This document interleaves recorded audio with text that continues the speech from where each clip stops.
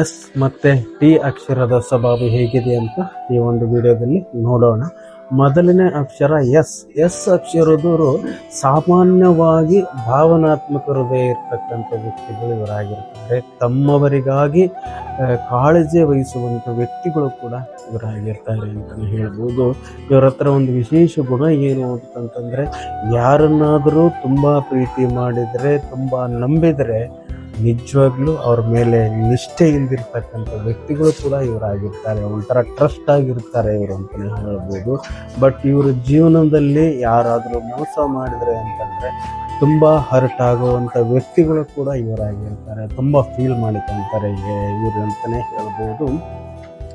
ಇವರ ಜೀವನದಲ್ಲಿ ಸ್ಪಷ್ಟವಾಗಿ ಗುರಿಗಳು ಇರ್ತಕ್ಕಂಥ ವ್ಯಕ್ತಿಗಳು ಇವರಾಗಿರ್ತಾರೆ. ಸ್ಪಷ್ಟತೆ ಇರುತ್ತೆ. ನಾನು ಈ ಗುರಿಯಲ್ಲಿ ಸಾಧ್ತೀನಿ, ನಿಧಾನ ಆದರೂ ಪರವಾಗಿಲ್ಲ, ನನಗೆ ಈ ಗುರಿಯಲ್ಲಿ ನನಗೊಂದು ಏನೋ ಒಂದು ನಂಬಿಕೆ ಇದೆ ಅಂತ ಇರ್ತಕ್ಕಂಥ ವ್ಯಕ್ತಿಗಳು ಕೂಡ ಇವರಾಗಿರ್ತಾರೆ ಅಂತಲೇ ಹೇಳ್ಬೋದು.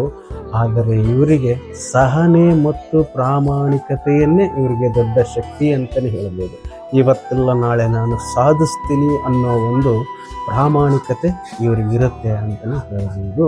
ಹಾಗೆ ಟಿ ಅಕ್ಷರದವರು ಸಾಮಾನ್ಯವಾಗಿ ಶಿಸ್ತು ಮತ್ತು ಜವಾಬ್ದಾರಿ ಇರತಕ್ಕಂಥ ವ್ಯಕ್ತಿಗಳು ಇವರಾಗಿರ್ತಾರೆ. ಶಿಸ್ತಾಗಿರಬೇಕು, ಜವಾಬ್ದಾರವಾಗಿರಬೇಕು ಅನ್ನೋದು ಇವ್ರದ್ದಾಗಿರುತ್ತೆ. ಇವರ ಜೀವನದಲ್ಲಿ ಗುರಿಗಳನ್ನು ಇಟ್ಕೊಂಡಿರ್ತಾರೆ. ಬಟ್ ಇದೇ ಗುರಿಯಲ್ಲಿ ನಾನು ಹೋಗ್ತೀನಿ, ನಿಧಾನ ಆದರೂ ಪರವಾಗಿಲ್ಲ, ನನಗೆ ಈ ಗುರಿಯಲ್ಲೇ ನನಗೆ ಯಶಸ್ಸು ಸಿಗುತ್ತೆ ಅನ್ನೋದು ಒಂದು ದೃಢ ಇವರ ಹತ್ರ ಇರುತ್ತೆ, ಒಂದು ನಂಬಿಕೆ ಇವರ ಹತ್ರ ಇರುತ್ತೆ ಅಂತಲೇ ಹೇಳ್ಬೋದು.